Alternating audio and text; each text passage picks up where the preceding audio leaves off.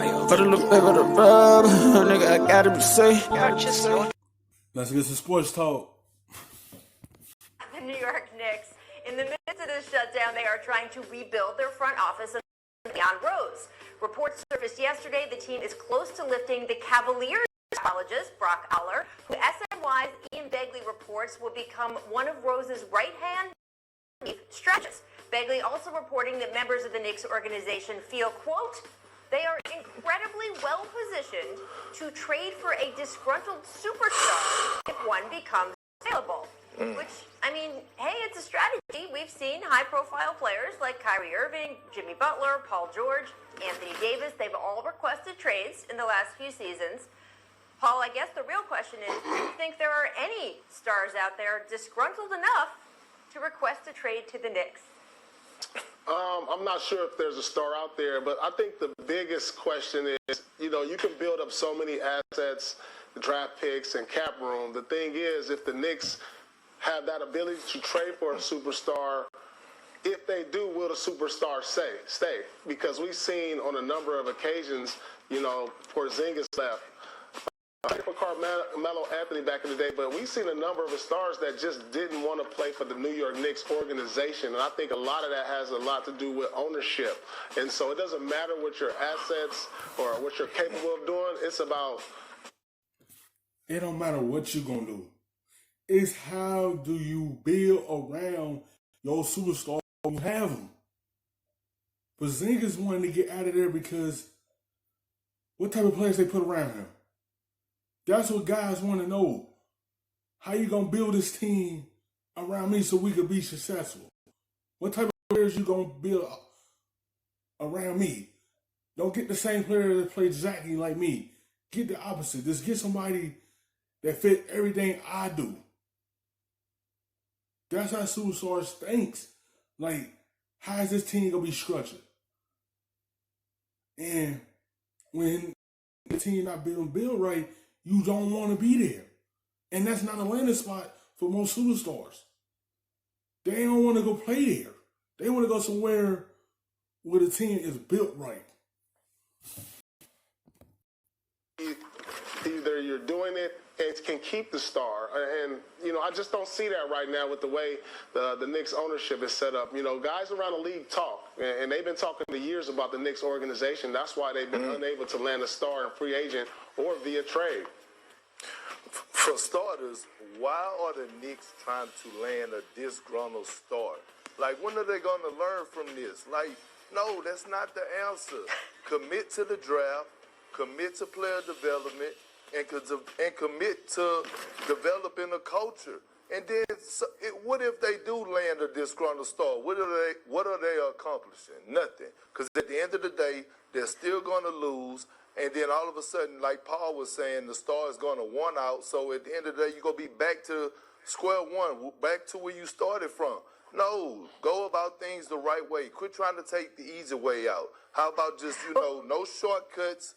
Let's build a culture. Let's commit to player development, and let's keep going. Because at the rate that they're going, I don't care who they hire. If you bring in, it's as simple like it is. For one, they have to keep a coach because y'all fire coach after coach after coach, and then these players are hitting different methods from different coaches.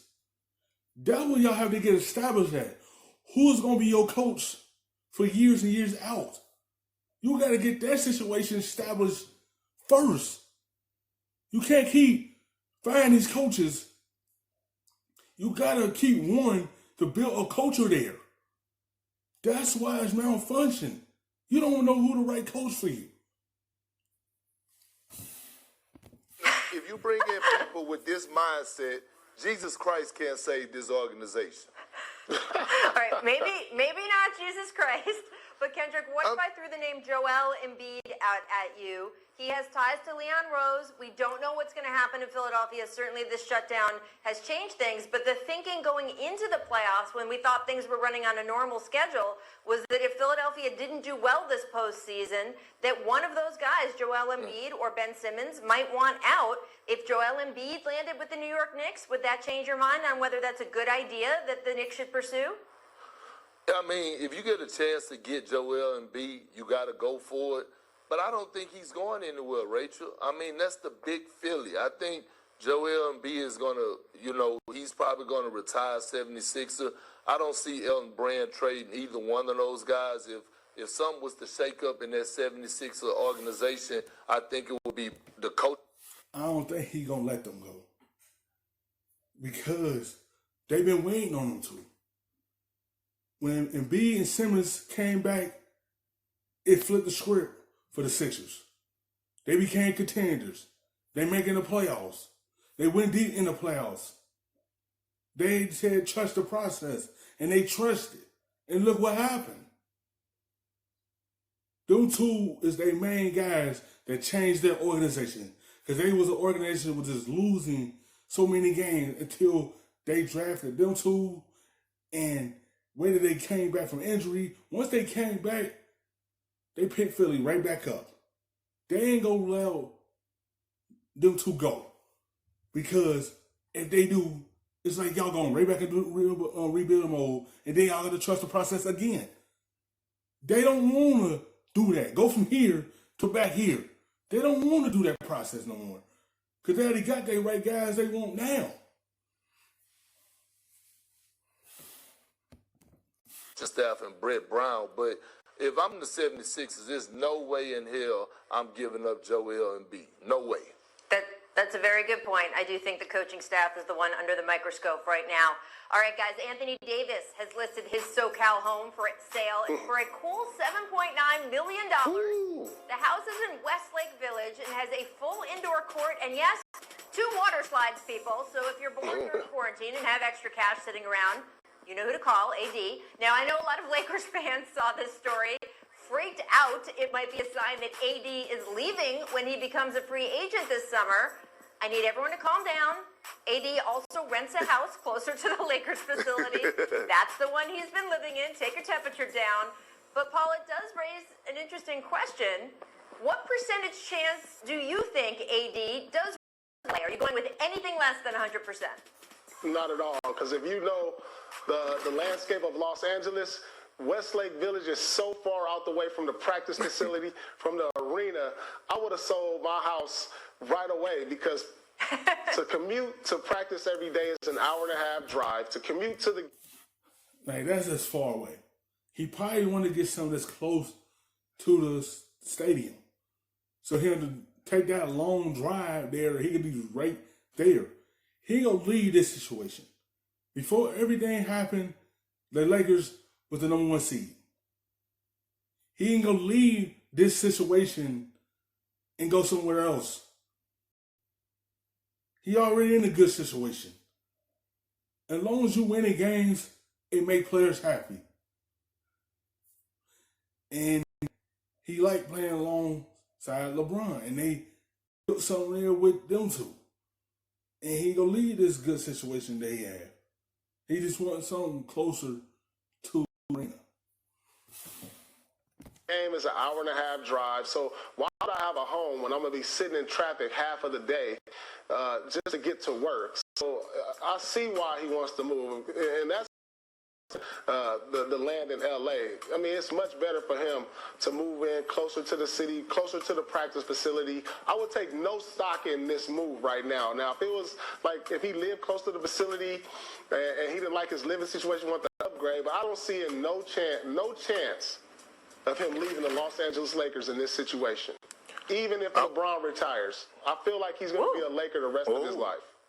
Oh, I'm with you on that, P. I'm 100% with you. All I want to know is that I got to hit AD up and see if...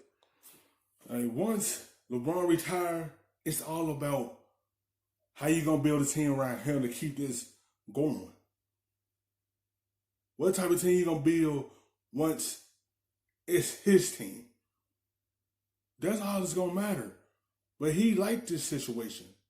Because once LeBron retired, the Lakers probably going to have a plan to build a team around him to keep them winning. He'll drop the price about $6 million and see if he'll sell it to me for about $1 million. Because I've been thinking about moving to LA anyway, but there's no way Two water slides, Perk. 2 water slides. Ooh, my kids would love that. But at the end of the day, I don't think AD is going anywhere. If I'm him, I'm not. I mean, Los Angeles, playing for the Lakers. He's going to make so much money on and off the court like he already has. And then at the end of the day, Bron has already passed the torch to him. He's set up for success. And like I said, Bron is on the tail end of his career. Who knows? Maybe the Lakers could land a Bradley Beal with AD, and then all of a sudden, you know, you got another star playing with you. But if I'm Anthony Davis, I'm not going anywhere. I'm staying nowhere. Thanks for watching ESPN on YouTube. For live streaming. Stuffing them shits in the safe. Got me a spot out the way. Nigga just trying to be safe.